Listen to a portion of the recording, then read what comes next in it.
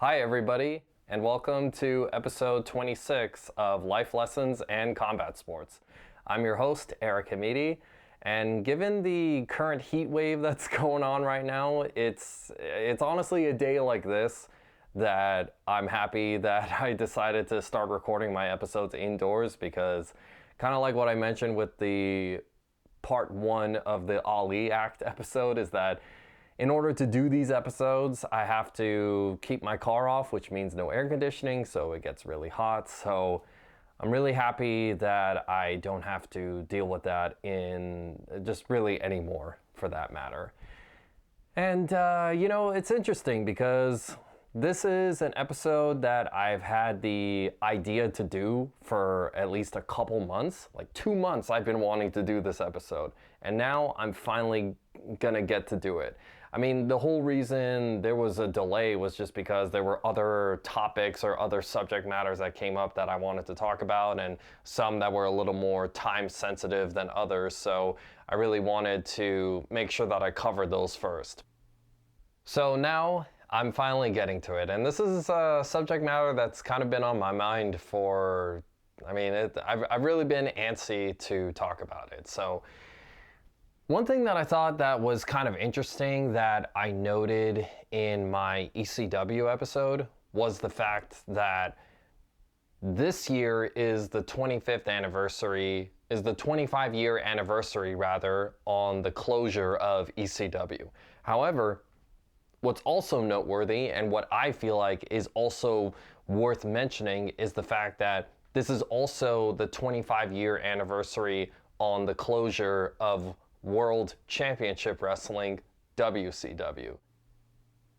So to me, talking about the history of World Championship Wrestling is just as important as talking about the history of ECW, because they themselves have left an undeniable mark in wrestling history. I mean, what's really noteworthy about WCW is the fact that, if you look at the last 40 years of the wrestling, of the history of wrestling in the United States, that is, there's only really ever been one wrestling organization that actually was a legit competitor to WWF, now WWE, as the #1 wrestling organization in the world, and that actually took that mantle of #1 wrestling organization in the world, and that is in fact WCW. So in addition to that, they just had a whole bunch of moments that led to that kind of how do I want to describe this?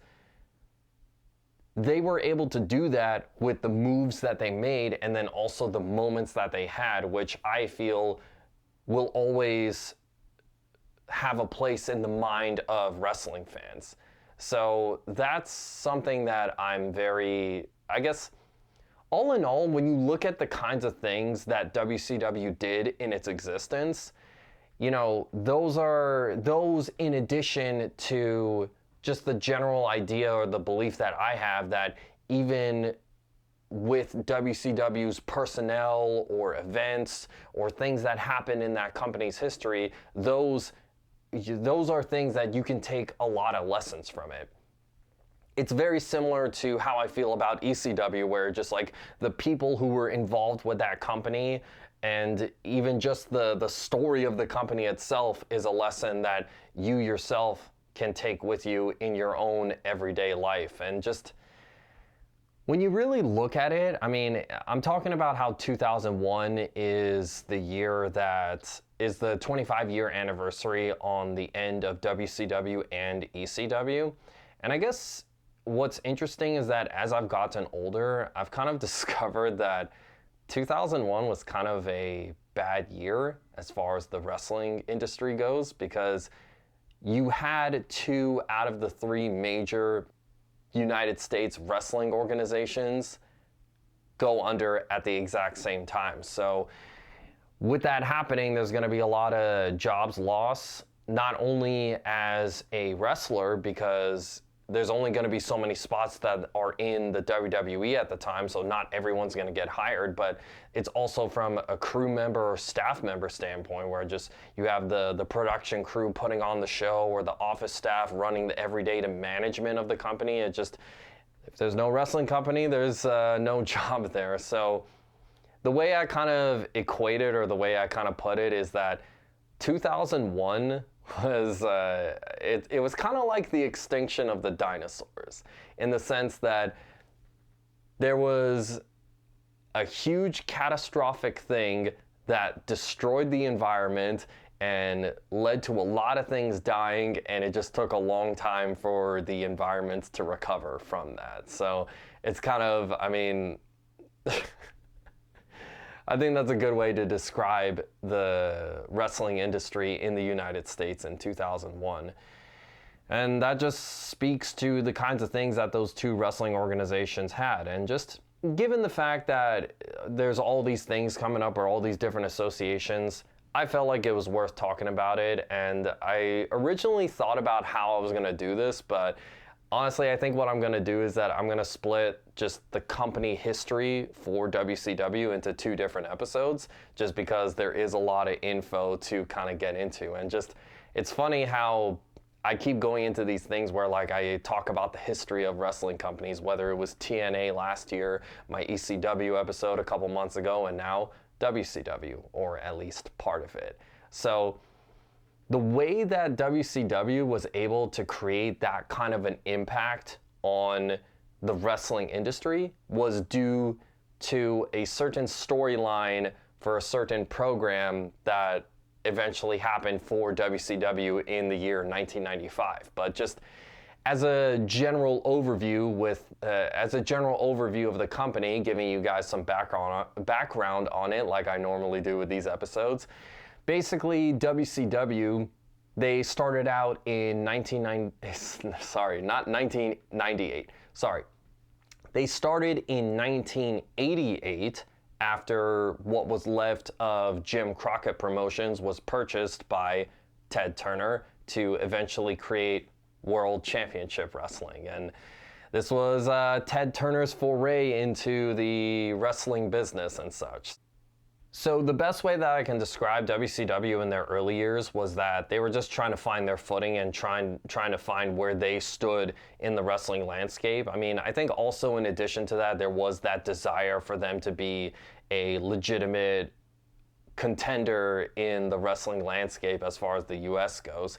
So during that time, there was a lot of different management changes, like different people took the helm of running WCW, and that kind of led to a tumultuous few years. And just, you know, kind of like what I mentioned in my ECW episode, is the fact that there was a lot of, I guess, there was just, the 90s, the early to mid 90s was a rough time in the wrestling industry, just given the fact that both WWF and WCW, they weren't exactly firing on all cylinders creatively, but then also they had their own problems as far as with WWE being at the center point of the anabolic steroid scandal that was going on at the time, and then also just WCW, they had their fair share of, I mean, like, wrestling in general has ridiculous storylines, but WCW was kind of like, you know, had its own fair share of that. I mean, like, there was like one storyline that they were doing where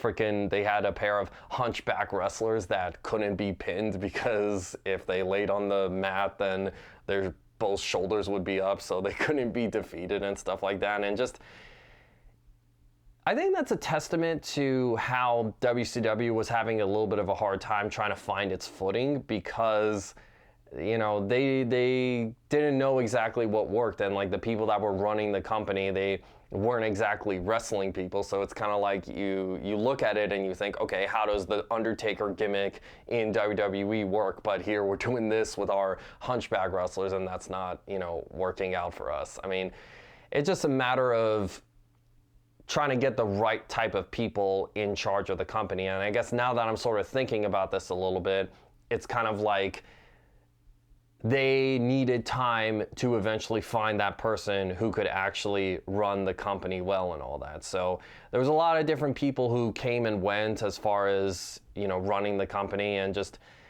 it was rough times for WCW because, something I didn't exactly mention earlier was the fact that Ted Turner, he was a big wrestling fan, so he was very supportive of not just WCW, but any kind of wrestling program that was on his networks at the time. So while he was a big wrestling fan, the other Turner executives, not so much. In fact, there's stories that I've heard throughout the years where, people within Turner would try to convince Ted to get rid of WCW, but he was very passionate about it. So, as long as Ted Turner was in charge, then that wasn't going to change, which kind of, leads into the history of the company that I'll probably get into in the next episode I do. But eventually what happens is that in 1991, an individual by the name of Eric Bischoff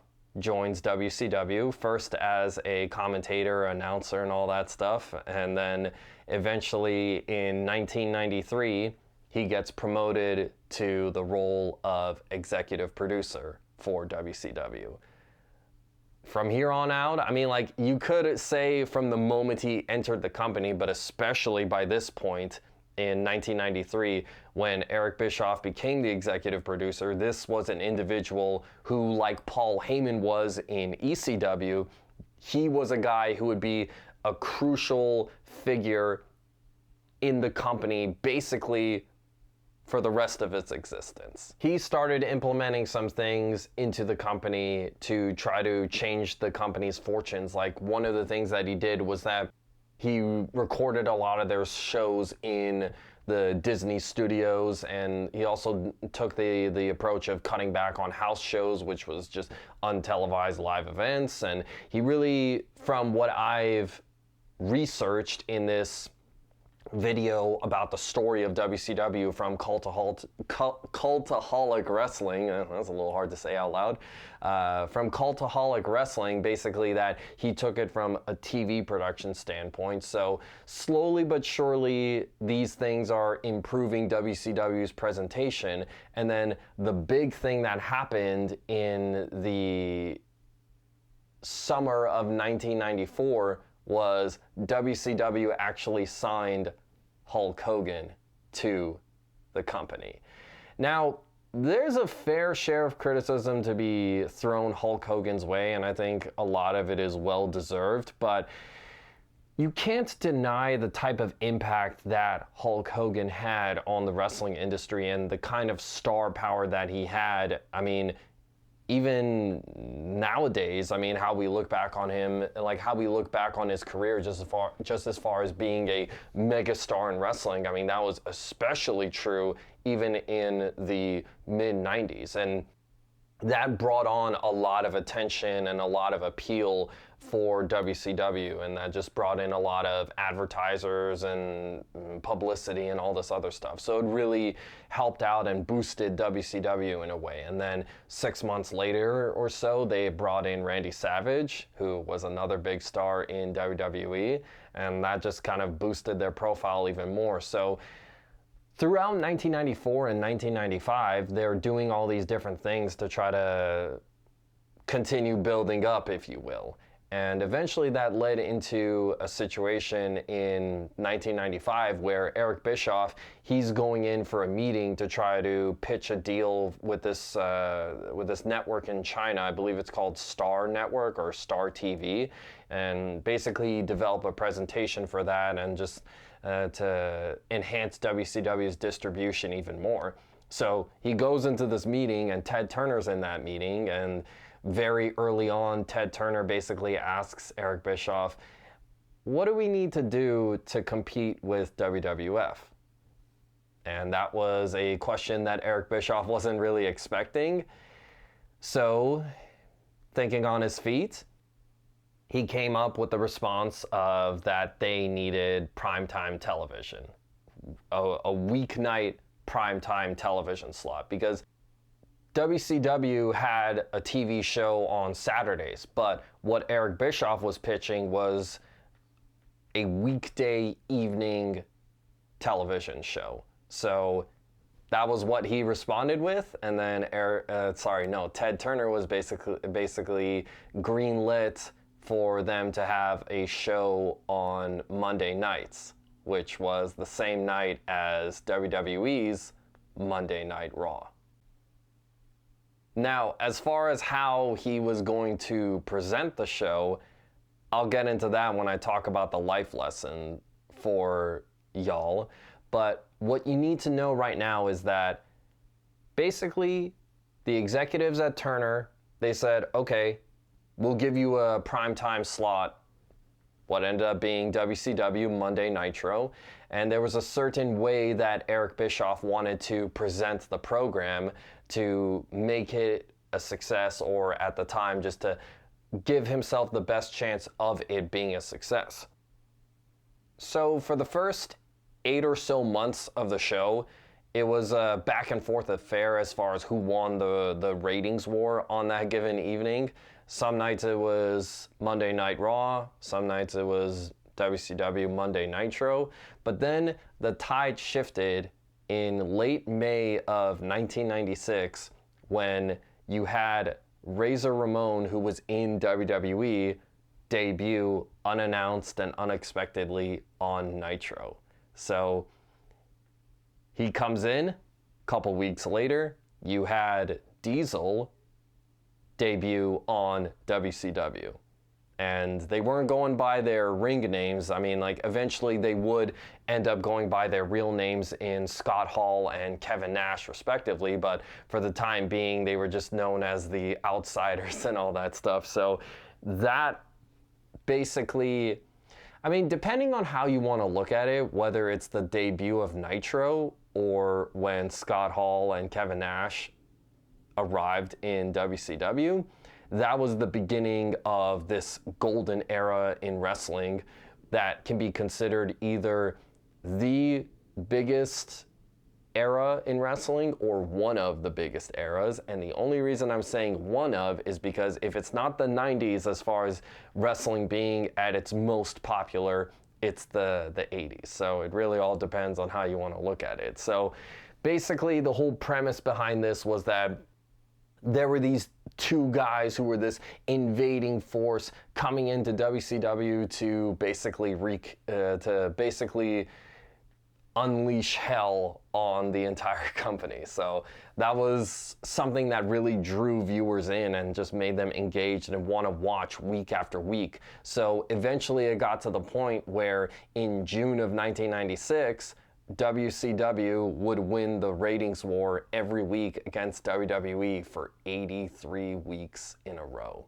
And that became stuff of legend.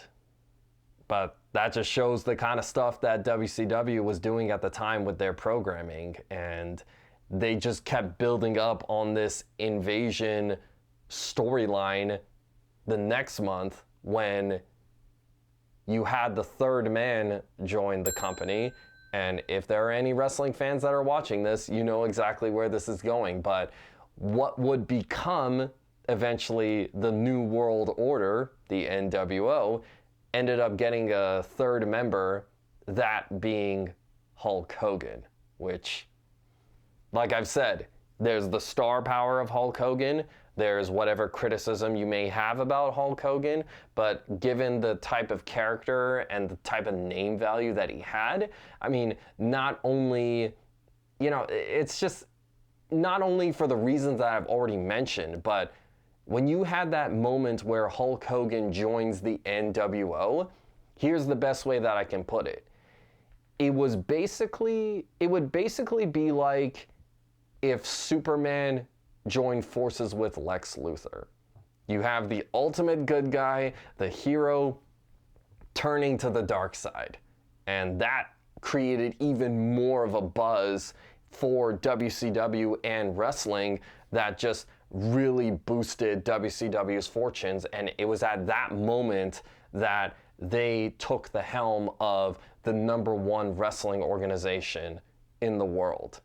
And that's what kickstarted basically the boom period of the 90s, and then what also, you know, solidified WCW as the #1 wrestling organization. And just when you really look at the NWO, I mean, you can't deny it's one of the most famous groups in wrestling history, the NWO. I mean, still to this day, you'll see references or t-shirts and all this other stuff. So that just shows you how big of a deal they were. And just that was the thing that changed everything. I mean, one thing that I do want to give credit to or give a little bit of a shout out to is the fact that I think the reason why WCW was so successful at that time was because you had the mainstream appeal and the star power of, for instance, the NWO or Randy Savage, Ric Flair, and all that stuff. But to complement that, you also had these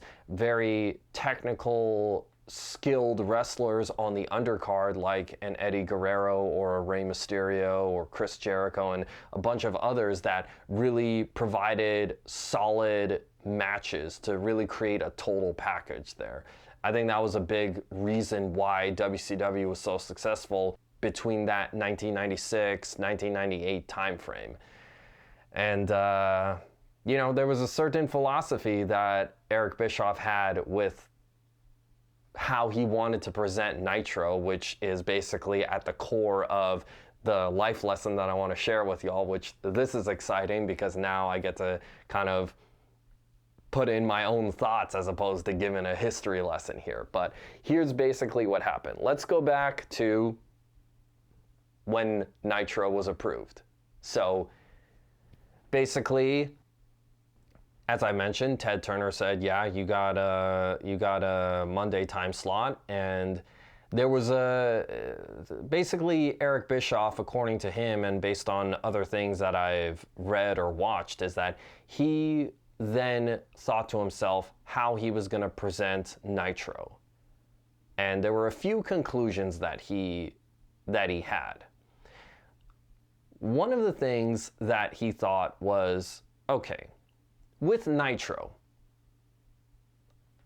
as far as how I want to present my program, I could try to be better than WWF, which he very quickly came to understand that he couldn't be better than them, just given the type of resources or personnel or just like different kinds of leadership that was involved with WWE. And I guess perhaps according to him, he had already tried those things and it didn't, change their fortunes dramatically. So very early on, he realized that if Nitro was going to be a success, if he tried to be better than WWE, then it wasn't going to work. Now, that also rules out the inverse of that, where you can be worse than WWE, which, I mean, I don't think I need to explain to anybody why that's not a good idea. I mean, it would just basically be one of those things where, you know, if you try to be worse than them, it will be all like, we have WWE at home, and then WWE at home is Nitro if they were just basically trying to be like WWE light. So that was obviously off the table. So the third option that Eric Bischoff had with Nitro that he ended up going with was to be different than WWE.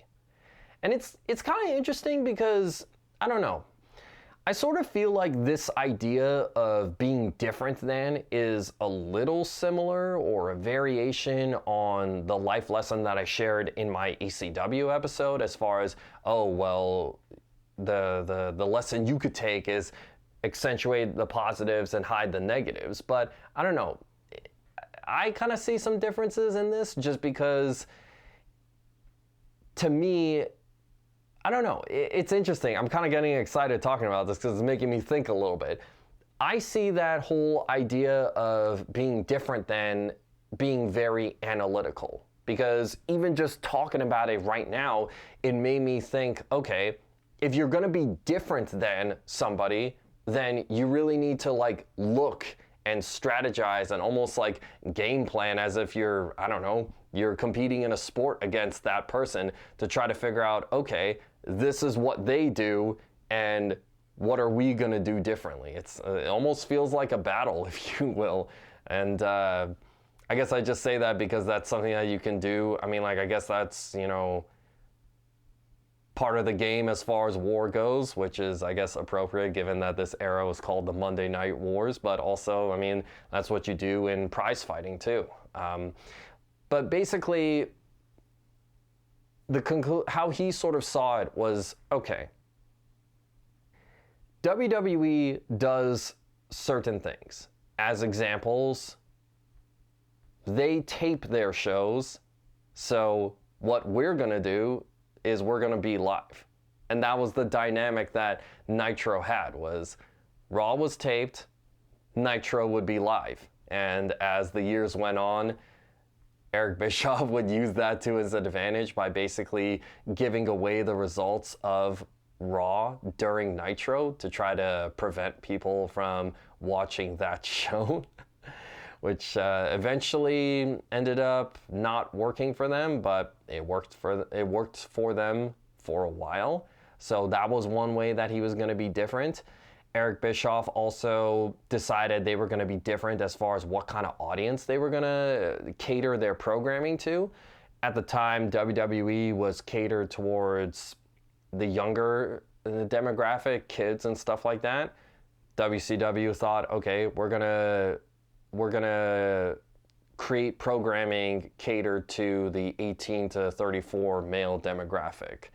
Now, they wouldn't go, too far to the extreme as far as what ECW did or what eventually WWE did when they took that approach too, but they were going to be more adult oriented. And then the other way that they were going to be different was that WWE, they basically had storylines that catered, or not catered, but they had storylines that kind of leaned towards the supernatural or mystical or whatever word that is you want to use. But WCW was going to have more reality-based storylines and a presentation, characters, and all that stuff. So honestly, those things I think I think those things really helped as far as making WCW so successful. I guess I should say those were the things that really made Nitro so successful and what helped WCW become a hot commodity.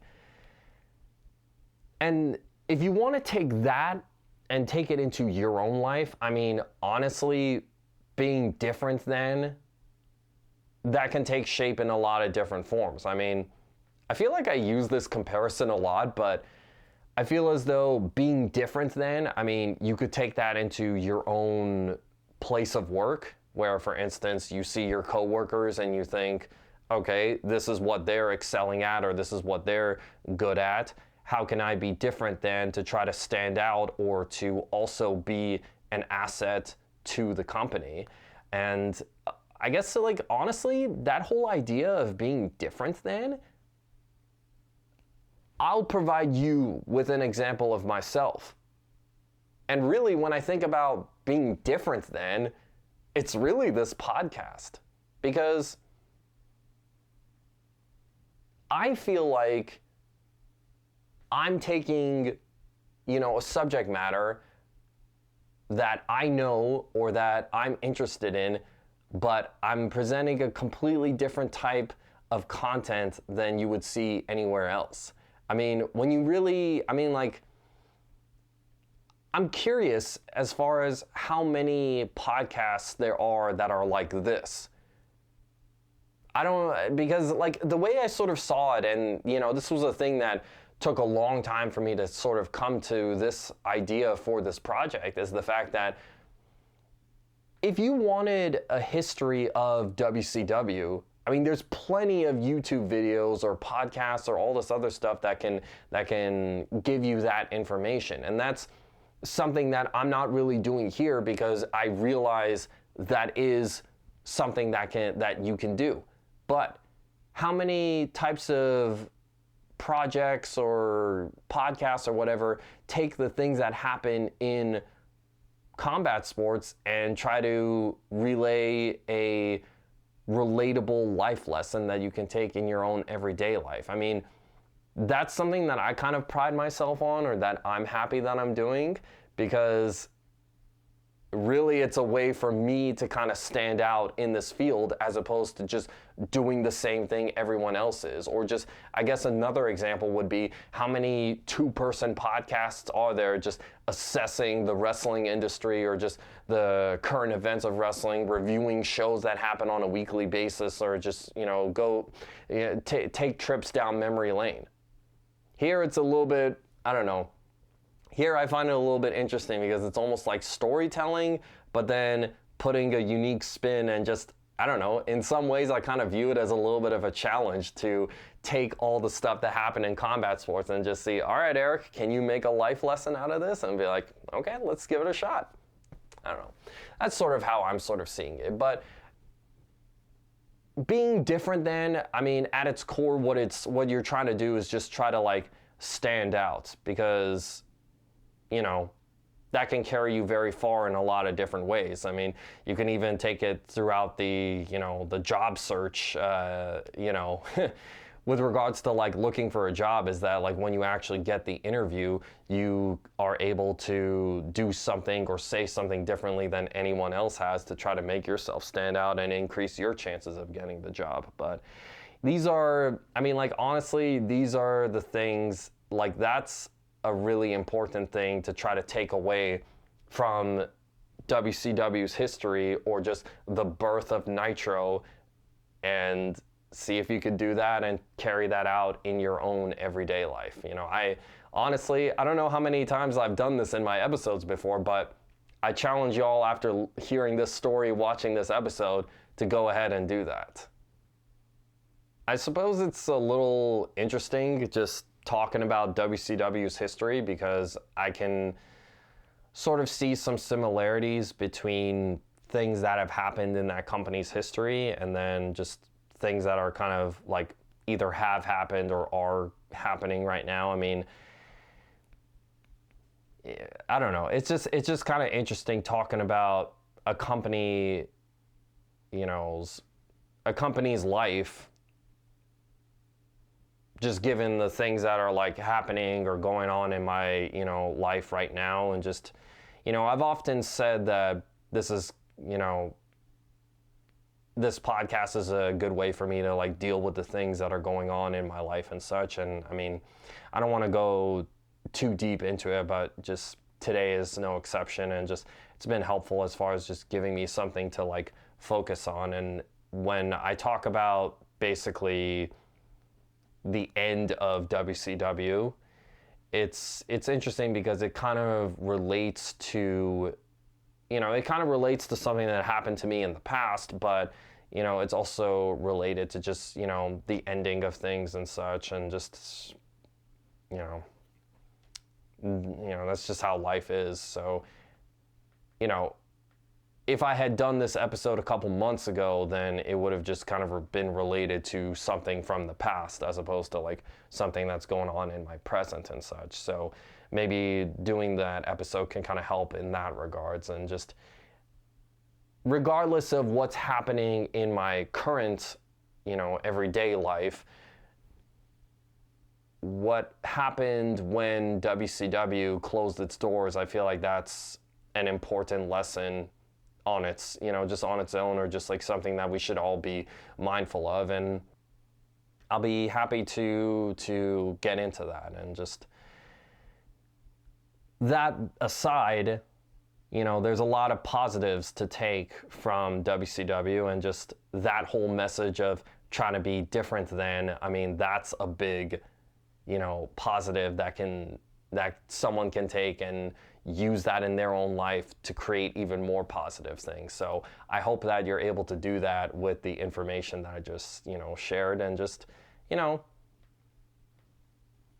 that whole aspect of, doing something different. I mean, you just want to try to be unique in a world where there's so many people or entities or stuff like that. So I hope you're able to do that. I wanted to thank everybody for listening to this episode. Feel free to share your thoughts on the episode or on WCW as a whole in the comments section below. Be sure to like, share, subscribe to my videos. Be sure to follow me on my social media accounts On Instagram, I'm Life and Combat Sports, and then on Twitter, I'm L Combat Sports. I'll catch you on the next one. See ya.